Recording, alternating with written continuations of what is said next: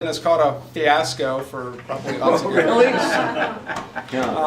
Tonight there's 3 of them here. The first 2 are from a vineyard or a winery that has 2 different vineyards represented. You get a little different characteristic from the 2 different vineyards. I think you can taste the fruit difference, but you can really taste, in my opinion, the barrel program difference. It feels to me like there was a significantly different barrel program. And then you've got one from that small vineyard up in Creston called August Ridge. Now, these are all 2009. Sangiovese is a wine, the first 2 are 2009. Sangiovese is a wine that can age depending on how you make it. Frequently it's made to be drunk within the first 2, 3, 4, 5 years.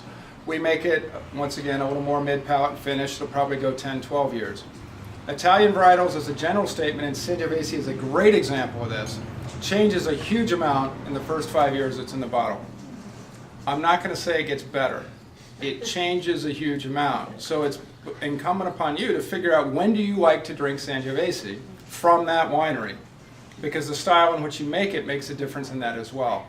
I tend to like it, and I brought a 2006 Sangiovese, and you can see the difference of something that's been aged a little bit longer versus something that's relatively new. To me, I just released our 2009 Sangioveses about 6 weeks ago.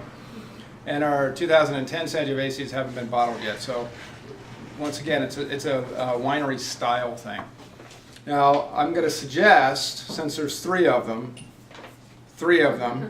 that if you're in couples, show up in couples, and we'll put the first 2 that are the same winery, same vintage, different vineyards side by side. You can trade tastes back and forth.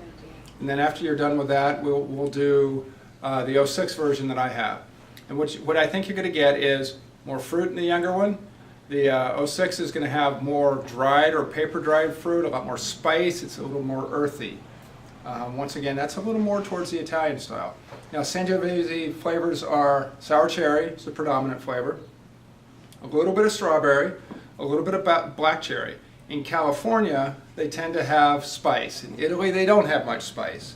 In Italy, they tend to be very dry, very austere, almost sour fruits.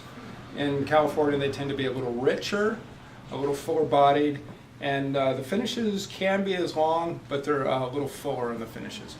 Classic food pairing, Sangiovese, tomato, right? That's why it's the red and white Czech tablecloth Italian go-to food. The tomato goes really well with the Sangiovese acids. I'm sorry, were you going to ask a question? Sangiovese is the grape we find in Brunello's, right? So Sangiovese is in Brunello, Sangiovese is in Chianti. And it's partially where and how they're grown by the regulation. Between the 2 of those. Brunellos tend to be big, full-bodied, robust wines. Sangioveses tend to be a little lighter. A lot of California Sangioveses take that even further. They're just light, fruity sort of wines that have no purpose to them.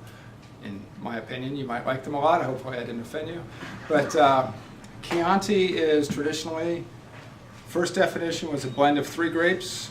2 of them are white grapes. Now it's a blend of a variety of grapes, and since 2007, I think, you can actually put some Bordeaux varieties into a Chianti. Brunello is a little bit more restricted. Usually they're 100% Sangiovese. There's 3 grapes that can be in that as well. So hopefully that answered the question. Different growing region, typically different orientations, different soil too, by the way. Anything else before we get going? Yes, sir. I'm not, from reading the bottles, do you know which is the sand and which is the clay? Because I like to pour the sand first. Well, I'm going to pour them next to each other in Right, couples. but not everybody's paired up here. Some of us are just alone.